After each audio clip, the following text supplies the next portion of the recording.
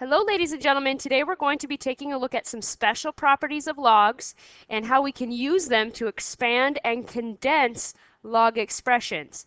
These properties will eventually help us later when we solve equations involving logs, so it's good to be familiar with them now as we'll need them later on. So for today, you're going to need your notes to definitely write down some examples. We won't really need a calculator because we're just going to be expanding or condensing. So the first thing I'd like you to get in your notes are properties of logs. So just general properties of how logs work. Okay, so this includes natural logs like the ln or the regular log log. Okay, so log of a product, log of a quotient, and log of something to a power. Those are the three different types of properties that we can use. Next to each of these, I'd like you to write the property, and then in a minute I'll show you kind of where this comes from and why we do what we do. But for right now, we're just going to write that property in your notes. So the first one is the log of a product. A product means two things that are being multiplied. So this is what this property looks like. We have the log of a product. Two things that are being multiplied, A times B. The first thing times the second thing. And we can expand that or write it out in expanded form as log of A, that's the first thing, plus the log of B, that's the second thing.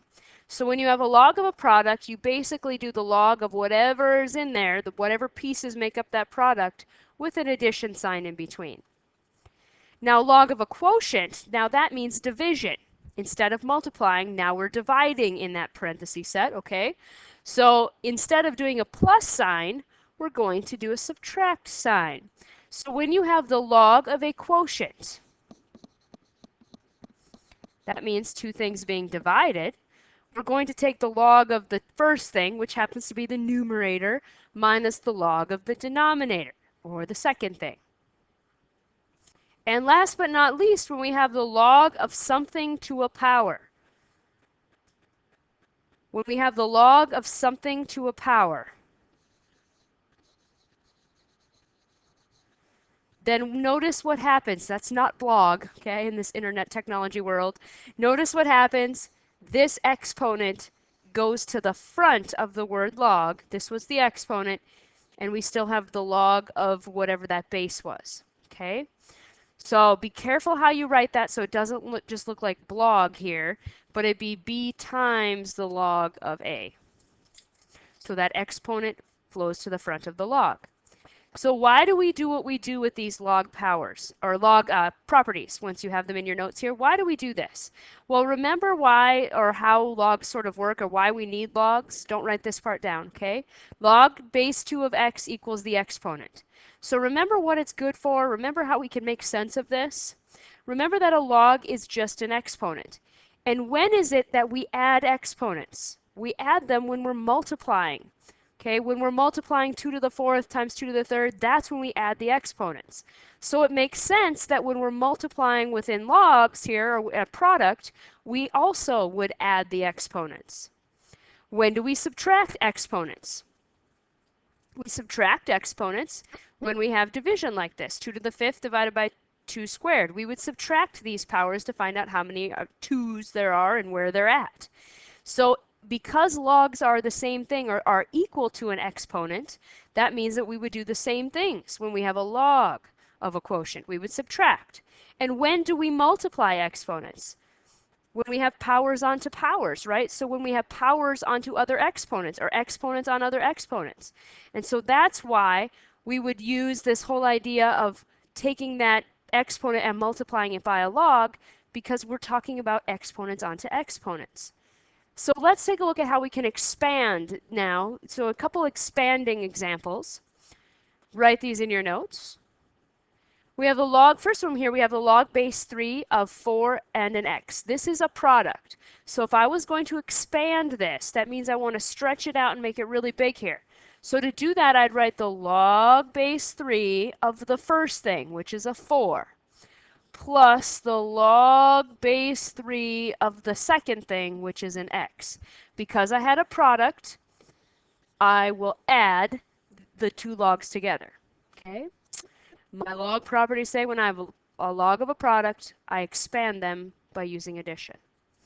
And what about the second one here? Log base 10 of 6 divided by y. We'll go ahead and use our log properties. When you have a quotient, you're going to subtract the logs. So we'll have a log base 10 of 6 minus log base 10 of y. Notice how it's gotten a lot longer here. It's expanded out. We're writing what it means. And the third one here, we have a log base 3 of an x squared. Now here, something to a power. So when we do this, that power goes to the front of the log. So I would write this as 2 times the log base 3 of x. Another way to think about that, if you have a log base 3 of x squared, that's like an x times an x in there. And if we did the product property here, we'd have log base 3 of x plus another log base 3 of x. Notice there's 2 of them. Look at that, 2 log base 3s of x's. Or the fast way, get that exponent to the front of that log, and that's what's going to happen. Awesome. So let's do one more or two more examples here with expanding, a few more multi-step ones. So here we have a log base 4 of 3 and x squared. That's a product in there. Those are being multiplied. So we'll do the log base 4 of the 3 plus the log base 4 of the x squared. Now remember here, when you have the log of something to a power, remember that that exponent goes to the front of that log. So log base 4 of 3 plus 2 log base 4 of x. So this is the expanded form for that log expression. And now one more here with a natural log. Natural logs, LOG logs, it doesn't matter, okay? Whether it's an LN or an LOG, the properties are still the same. What do we have going on here? We have a natural log, we have a product up here, and a quotient. So we're going to have some plus signs and some minus signs.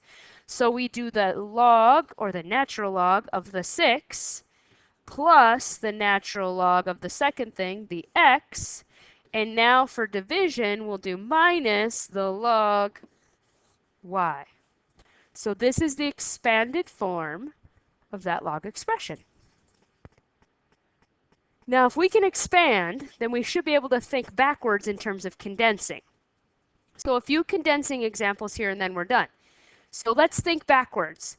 What was this problem, or what did this look like before somebody expanded this out?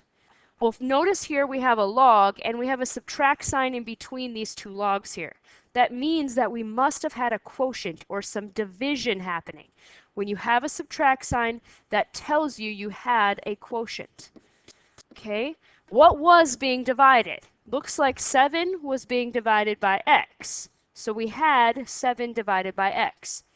Now this was a log expression here, so we need to make sure we write the word log only once. It was the log of the quotient 7 divided by x. Let's look at the second example here. Here we have 2 log base 3 of x plus log base 3 of y. Notice there's a 2 in front of that log. That means there was a 2 power on the x. So this was an x that was squared. Now if we look, there's a plus sign. That means he was being multiplied by the y. So we had an x squared times a y. This was a product because of the plus sign. We knew that. And now what goes in front is just 1 log base 3. It was the log base 3 of the product x squared times y. So whether you're asked to expand or condense, we use the same properties, okay? We use those same properties. One more here. We have 3 log base 2 of 5 plus log base 2 of x minus 4 log base 2 of y. So let's think about what was happening here. We have a 3 in front of this log, so that means we had a 5 to the third according to that property. Plus sign means we have a product times. What was coming next here? What comes next? An x. And then I have a subtract sign, which means I have division. Division. What is being divided here? Well, divided by, there's a 4 that is a power on a y. So y to the fourth would have been in the bottom of that fraction. So now I know that I had a product on the top, 5 to the third times an x, over y to the fourth. So if I was going to simplify that, I may say that that is 125x y to the fourth. Okay, see the 125 comes from 5 to the third. And then in front of that, we would go ahead and write what type of log we had. We had a log base 2 of the product, 125 times x divided by y to the fourth. So this is my final condensed answer. So whether you're asked to expand or condense, all of these properties are very necessary when we're going to solve log equations coming up.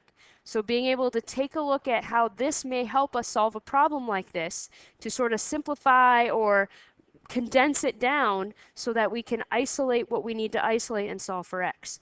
This sort of skill comes in handy, okay? So get used to those properties. That would be our main goal, and we're going to use them in lessons to come. Thank you.